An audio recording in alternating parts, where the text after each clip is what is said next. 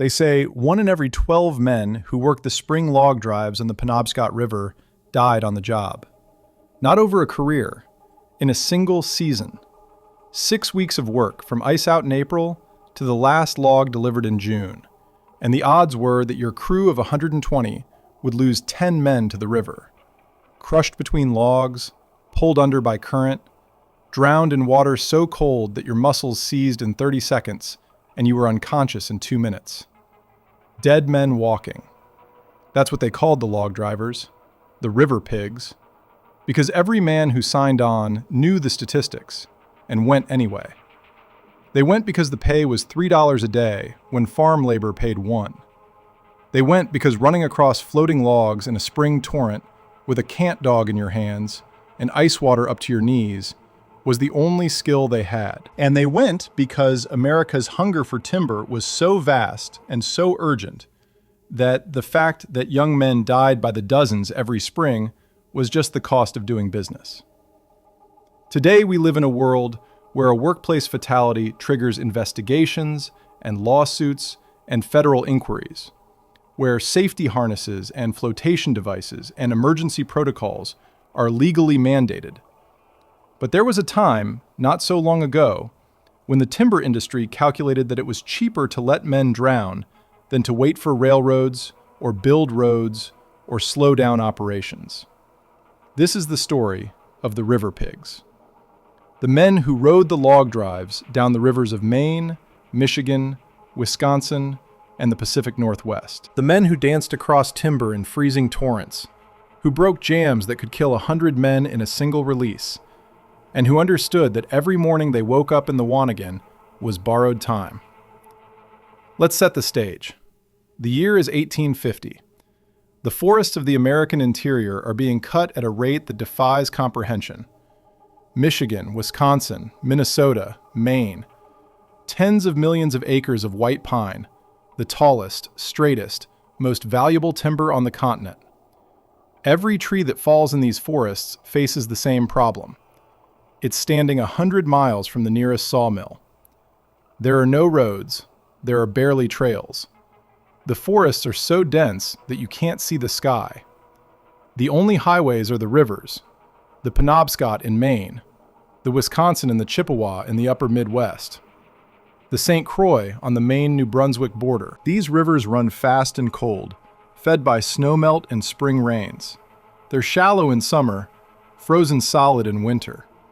But for 6 to 8 weeks in the spring, they're highways of water, powerful enough to move millions of logs from the cutting zones to the mills downstream. The system was simple in concept. Cut the trees in winter when the ground is frozen, and you can skid the logs on ice roads. Stack them on the riverbanks. When the ice breaks up in April, roll the logs into the river and let the current carry them. Follow the logs downstream, keeping them moving, breaking up jams, guiding the drive to the mill booms 100 or 200 miles away. Simple in concept, lethal in execution. The log drives were industrial operations on a scale that's hard to grasp. A single drive on the Penobscot might involve 60 million board feet of timber. That's 12,000 logs, averaging 12 feet long and a foot in diameter.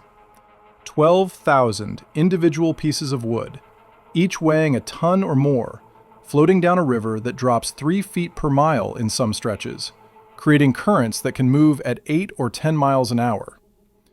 Managing that chaos required a labor force of river pigs, 100, sometimes 200 men working in teams. They didn't ride in boats behind the logs. They rode on the logs. They walked, ran, and jumped from log to log, using the floating timber as a moving platform. And they did this in water that was 40 degrees, sometimes colder, in rivers swollen with runoff, unpredictable, full of rocks and rapids and bends where the logs would pile up into jams that could back up for miles. The men who did this work were a specific type. Young, mostly. You didn't see many river pigs over 30, because the work aged you fast, or killed you first. French-Canadian immigrants dominated the crews in Maine and the Great Lakes. They came down from Quebec, from New Brunswick, men with names like Bonhomme, and La Pointe and Gagnon. They spoke French among themselves and broken English with the camp bosses. They were Catholic, superstitious, and fatalistic about death. The Irish were there too, refugees from the famine and the poverty that followed. They brought their own songs, their own feuds, and a willingness to do work that native-born Americans increasingly refused. There were native-born Yankees, Maine men, Michigan men, men raised in the woods who understood rivers and logs and danger. And there were drifters, men with no ties, no family, no past they were willing to discuss. What united them was the willingness to trade safety for money. $3 a day doesn't sound like much until you remember that farm labor in 1870 paid $1 a day plus room and board. A river pig could make $18 a week, $72 for a 6-week drive. That was more cash than most men saw in a year. It was enough to buy a farm, enough to bring a family over from the old country, enough to drink away in 3 days when the drive ended and the men hit the mill towns with pockets full of scrip. The work began at ice out. The river would be frozen solid through March. In early April, the ice would start to crack. You'd hear it at night, gunshot sounds echoing through the forest as the ice sheet fractured. Then the ice would start to move, grinding, piling up, creating jams of its own. When the ice finally cleared and the river ran open, that was the signal. The logs that had been stacked on the banks all winter, skidded there by horse teams and stored under snow, were rolled into the water. The splash and the roar as thousands of logs hit the current was the sound of the drive beginning. The rear crew worked the banks, using cant dogs and peavies to roll logs into the river. A cant dog is a wooden pole, 4 or 5 feet long, with a hinged metal hook on one end and a sharp spike on the other. You jam the spike into the log, lever the hook under the edge, and pry. A peavey is similar, but the hook is fixed and sharper, designed to grip and turn. These tools were extensions of the river pig's body. You carried one at all times. You used it to move logs, to steady yourself, to test the footing. Losing your cant dog in the river was like losing a hand. Once the logs were floating, the drive crew took over. These were the men who actually worked on the logs. They wore caulked boots, leather boots with steel spikes driven through the soles. The spikes, caulks, gave you grip on wet wood. Without them, you'd slip and fall instantly. With them, you could run across a floating log, jump to the next one, and keep moving as long as your balance held. The technique was constant motion. A floating log isn't stable. It rolls under your weight. If you stop, you go in. So you keep moving, light on your feet, reading the log's movement, anticipating the roll. You learn to run with your knees bent, arms out for balance, eyes always scanning for the next step. It looks like dancing. It is dancing. A dance where a misstep means drowning.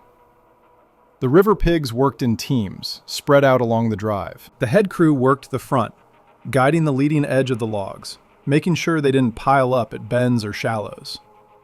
The center crew kept the main body moving, spreading out jams before they formed. The rear crew, the least experienced men, pushed stragglers off the banks and kept up the flow. And then there was the jam crew, the specialists, the men who broke the log jams. A log jam forms when logs pile up faster than they can flow through a narrow spot. It might be a sharp bend in the river. It might be a rock outcropping. It might be a shallow riffle where the water spreads out and slows. The logs stack up, one on top of another, interlocking, creating a dam. Behind the dam, more logs pile up. The river rises. The pressure builds. A big jam could back up logs for a mile or more. Tens of thousands of tons of timber, held in place by friction and physics. Breaking a jam was the most dangerous work on the drive. The theory was simple. Find the key log, the one piece that's holding the whole structure. Pull it or cut it, and the jam releases. The reality was that you were climbing out onto an unstable pile of logs, any one of which could shift and crush you, trying to identify a specific log in a chaotic tangle, and then using an axe or a cant dog to move that log while standing on it, knowing that when the jam let go, you had seconds to get clear before the entire mass exploded downstream. The jam boss was usually the most experienced man on the drive. He'd study the jam from shore, reading the structure, looking for tension points. Then he'd point. That one. And a crew of men would work their way out onto the jam, moving carefully, testing each log, heading for the key. Sometimes you could pull the key log with a peavey. Sometimes you had to chop it partway through, weakening it until the pressure did the rest. And sometimes the jam let go while you were still on it. When a jam breaks, the sound comes first. A crack, deep and resonant, like a tree falling. Then the whole mass shifts. Logs that were locked in place suddenly move. They grind against each other, rolling, bouncing, accelerating as the current grabs them. Men on the jam run. They jump from log to log, heading for shore, for solid ground, for anything that isn't moving. The good ones make it. The lucky ones make it. The rest go into the water, into the chaos of moving logs and current. If you went into the water during a jam break, your chances were close to zero. The logs were moving fast, tumbling, unpredictable. One would hit you, then another, pinning you under, driving you down. The current was powerful, pulling you downstream, away from air, away from help. And the cold was the killer. 40-degree water induces cold shock within seconds. Your body gasps involuntarily. If your head is underwater when that gasp comes, you inhale water and you drown immediately. If you manage to keep your head up, you have maybe 2 minutes before the cold saps your muscle strength. Your arms stop working. Your legs stop kicking. You go under. The other men would watch. There was rarely anything they could do. Throwing a rope was useless in fast current with logs in the way. Jumping in to help meant 2 men drowning instead of 1. So they watched, and they kept working. And that night in the Wanagan, the floating cook shack that followed the drive, they'd mark another man gone. The company ledger for the Penobscot Log Driving Company, 1876 season, lists 14 men lost. Thomas Sear, drowned April 23rd, body recovered May 1st. Jean-Baptiste Martin, drowned May 3rd, body not recovered. Patrick O'Brien, crushed in jam break May 9th, died of injuries May 10th. Michael Sweeney, drowned May 15th, body not recovered. The list continues. 14 names, 14 families that got a letter or a visit from the camp clerk saying your son, your husband, your brother was gone. No body in half the cases. No compensation. No pension. The company policy was clear. If a man died on the drive, his wages were paid up to the day of death and sent to next of kin if next of kin could be located. If not, the money went back to the company. There was no death benefit, no insurance, no acknowledgement beyond the ledger entry. Let's talk about the cold, because the cold was always there, the constant background threat that made everything else worse. The rivers ran cold, fed by snowmelt and groundwater. 40 degrees was typical. In early April, right after ice out, the water could be 35 degrees, just above freezing. At 40 degrees, you have about 10 minutes before you lose effective use of your hands. 30 minutes before you lose consciousness. An hour before your core temperature drops enough to stop your heart. But those are survival times for someone in calm water, conserving energy, waiting for rescue. A river pig who went into the water wasn't in calm conditions. He was in current, being tumbled by logs, fighting to stay afloat, burning energy. The survival time dropped to minutes. Cold water doesn't just make you cold. It attacks your body's ability to function. The cold shock response hits first. An involuntary gasp, hyperventilation, panic. If you don't drown immediately from inhaling water, you move into the second phase. Your extremities lose feeling. Your fingers won't grip, your legs won't kick effectively.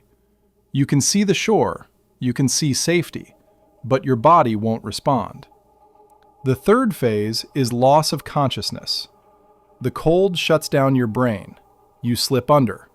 Sometimes you come back up. Usually, you don't. The men knew this. Every river pig had seen it happen. They knew that falling in was a death sentence, unless you got out fast. And getting out fast meant there had to be solid ground close by and someone to pull you out. In the middle of the river, surrounded by logs, there was no getting out fast. So they didn't fall in. They made the choice every morning to step onto the logs, to run and jump and balance, to risk it all for $3 a day because the alternative was going back to the farm, to the mill town, to a life of grinding poverty that was slower but just as certain. Let's detail a specific disaster, because statistics are abstract, but events are real. May 7th, 1894. The Kennebec River, central Maine. The spring drive was running heavy, one of the biggest in years. Over 70 million board feet, pushed by a wet spring that had the river running high and fast. At a bend called the Devil's Elbow, the logs started to pile up. It wasn't unusual. The bend was sharp, almost 90 degrees, and the current on the outside of the bend was fast, while the inside was slow. Logs coming down the outside would swing into the inside and stack up. The jam crew saw it forming and moved in. 8 men, led by a jam boss named Armand Bouchard, a veteran of 20 drives. They worked out onto the jam, spreading out, looking for the key. The jam was big, already backing up logs a quarter-mile upstream. Bouchard identified what he thought was the key, a big pine lodged against a rock on the inside of the bend. He signaled 2 men to work on it with him. They chopped. The log was green and tough. It took 15 minutes to cut halfway through. Then the pressure did the rest. The log splintered. The jam shifted. But it didn't release clean. Instead, the whole structure twisted. Logs on the upstream side rolled over the top, adding weight. The key log that Bouchard had cut wasn't the key. It was a support. And now the real key, deeper in the jam, was under even more pressure. Bouchard saw it immediately. He yelled for the crew to get off. Too late. The jam let go with a roar that was heard a mile away. The logs exploded downstream, not in a flow, but in a chaotic tumble. The 8 men ran. 3 made it to shore, jumping log to log, reaching the bank as the jam disintegrated behind them. 2 more made it to a rock outcrop in the middle of the river and clung there, surrounded by moving timber. 3, including Bouchard, went into the water. Bouchard was seen once, surfacing 20 yards downstream, arms flailing, trying to swim. Then a log hit him and he went under. His body was found 3 days later, 12 miles downstream, wedged between 2 rocks. He'd been crushed, ribs broken, skull fractured. The other 2 were never found. The drive continued. The company brought in replacement workers from the next camp downstream. The logs had to keep moving. There was a contract with the mill. There were deadlines. 3 men dead was unfortunate, but it was within acceptable loss rates for a drive this size. That calculation, acceptable loss, defined the industry. The companies knew men would die. They budgeted for it, not in any official document, but in the quiet understanding that you didn't stop a drive for casualties.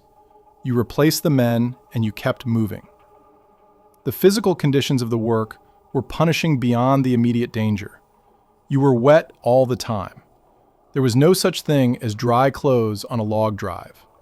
You'd start the day in damp wool from the night before. Within an hour, you'd be soaked from spray, from stepping into water up to your knees or waist, from the constant mist that hung over the river. Wool is a miracle fabric. It insulates even when wet, but it's heavy and it chafes. By the end of a week, every man had raw spots on his shoulders, his groin, his ankles. These raw spots became sores. The sores became infected. There was no treatment beyond whiskey as a disinfectant. and whiskey was in short supply until the drive ended. Your feet were in caulked boots all day, wet boots, and you didn't take them off at night because getting them back on in the morning was agony once your feet had swollen. So you slept in your boots, and your feet rotted. Trench foot was universal. The skin between your toes would split. The smell was distinctive, a sweet, rotten odor that filled the Wanigan. Some men lost toes to infection. Some lost feet. You worked from dawn to dusk, sometimes 16 hours if the drive was pushing hard. There were no breaks beyond a few minutes to gulp down food that the Wanigan crew brought out in bateaux, the flat-bottomed riverboats that served as supply craft. Breakfast was beans and bread and coffee, eaten standing on the bank or on the logs. Lunch was the same. Dinner, if you made it back to the Wanigan, was beans and salt pork and potatoes. The food was fuel, nothing more. The Wanigan itself was a floating bunkhouse, a low wooden structure built on a raft of logs, towed or poled downstream to keep up with the drive. Inside, it was cramped and dark and smoky. There were bunks, just wooden shelves with thin mattresses stuffed with straw. There was a stove for heat and cooking. And there was the smell, wet wool and sweat and wood smoke and the river. The men slept packed together, 100 bodies in a space designed for 60. There was no privacy, no quiet. You slept because exhaustion demanded it, and you woke before dawn because the camp boss was yelling that it was time to work. The pay was delivered at the end of the drive, usually in scrip, company currency that could be redeemed at company stores or at certain merchants in the mill towns. The scrip system was designed to control the men. You couldn't spend scrip just anywhere. You couldn't save it effectively because it wasn't real money. And the company stores sold goods at inflated prices, whiskey at $1 a pint, tobacco at twice the going rate. By the time a river pig bought his supplies for the next season, paid off debts, and spent a few nights in the Milltown saloons, he was often broke. Then it was back to the woods, back to the winter cutting camps, and when spring came, back to the river. It was a cycle that trapped men. The skills of a river pig didn't transfer to other work. If you could run logs, that's what you did, because nothing else paid as well, and you didn't have skills for anything else. The culture of the drives was oral. Stories, songs, and reputation. A man who broke a jam cleanly was talked about for years. A man who ran the fastest water without falling was a legend. And a man who survived 20 drives, which was almost unheard of, was treated with a respect that bordered on awe. The songs were work songs, rhythm songs to coordinate labor, and ballad songs about famous events and famous men. The Jam on Jerry's Rock is the most well-known, a ballad about a jam break on a Michigan river that killed 6 men, including the jam boss, a young man named Jack Mahone, or Monroe, depending on the version. The song is mournful, a warning, a memorial. It was sung in the Wanigans at night, in French and in English, and every man knew the words because every man knew it could be about him. There was violence in the camps, fights over insults, over perceived slights, over women in distant towns, over nothing. The men were young and aggressive and living under constant stress. Alcohol, when they could get it, made things worse. Knives came out. Fists flew. The company bosses didn't intervene unless it threatened the drive. A man stabbed in a brawl was a man who couldn't work, and that was a problem. But if both men could still stand, it was considered settled. There was a code. You didn't rat. You didn't complain to the boss. You handled things among yourselves. If a man stole, the crew dealt with it, and the punishment was swift and brutal. If a man was a coward, if he refused to go out on a jam when ordered, he was run out of camp. There was no room for hesitation. The work demanded absolute commitment. Then there were the bodies. When a man drowned and the body was recovered, it had to be dealt with. There were no undertakers on the river. The body was wrapped in canvas, if canvas was available, or a blanket if not, and buried on the riverbank. Someone would carve a marker if there was time, a piece of wood with a name and a date. Most of these graves are gone now, washed away by floods or overgrown by forest. When a body wasn't recovered, which was common, the man was just gone, missing, presumed drowned. The company ledger noted it. The crew remembered him for a few days. Then the drive moved on and he was forgotten. There was no grief ritual, no time to mourn. The river didn't stop. The logs didn't stop. You kept working or you quit. And quitting meant no pay. So you worked, and you tried not to think about the fact that you might be next. By the 1880s, the peak of the log driving era, the system was industrialized. The big timber companies, Penobscot Chemical Fiber, the Kennebec Log Driving Company, the Chippewa Logging Company, ran drives that were military operations in scale. They moved 100 million board feet in a season. They employed thousands of men across multiple rivers.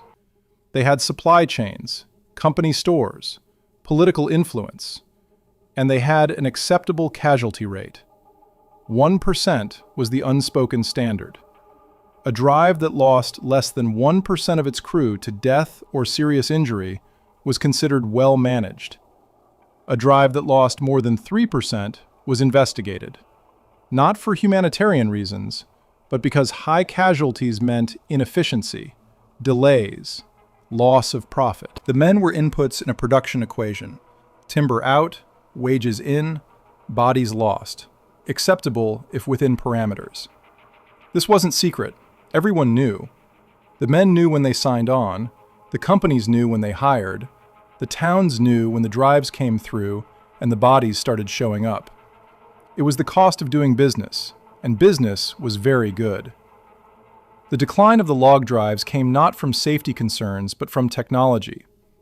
Railroads reached the timber zones in the 1880s and 90s. It became possible to load logs onto flat cars and ship them directly to mills, bypassing the river entirely. Logging railroads, narrow-gauge lines built deep into the forest, were expensive, but they were controllable. A train didn't depend on spring runoff. A train didn't lose logs.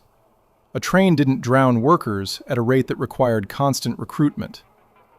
The economics shifted. By 1900, the majority of timber in the Great Lakes region was moving by rail. The rivers were still used, but the big drives were shrinking. Maine held on longer. The rivers there were still the most efficient option for moving timber out of the North Woods. The Penobscot runs continued into the 1920s. The last commercial log drive on the Kennebec was in 1976, a nostalgia run more than an economic necessity. By then, the men who did it were old, the last generation who remembered the skills. They ran the logs one more time, for the cameras, for the history books, and then it was over. What remains now are fragments. Museums in Maine and Michigan have exhibits. Photographs of men in caulked boots standing on logs, cant dogs in hand, faces weathered and hard. Collections of tools, peavies and cant dogs and pike poles. And the songs. The songs survive because they were recorded, transcribed, kept alive by folk music enthusiasts and historians. The Jam on Jerry's Rock, The Banks of the Little Eau Pleine, Log Driver's Waltz. They're sung at folk festivals now, sanitized, turned into entertainment. The audiences don't know what the words mean, don't understand that these were work songs sung by men who expected to die young. There are competitions now, log rolling competitions, where athletes in wetsuits and life jackets run on floating logs in controlled pools. It's a sport, a demonstration of balance and skill. It has nothing to do with the real work. The real work was running logs in freezing water with no safety equipment, knowing that a fall meant death, doing it for weeks on end because you needed the money and because there was no other option. The graveyards are mostly gone. A few markers remain, tucked away in small-town cemeteries in Maine and Wisconsin. Jean-Baptiste Lapointe died on the drive, May 1879. Patrick Hennessy drowned Penobscot River, April 1883. Simple stones, names and dates, no epitaphs. The men didn't get eulogies. They got a wooden cross on a riverbank and a line in a company ledger. There is no monument to the river pigs, no national memorial, no historical marker that captures the scale of the sacrifice.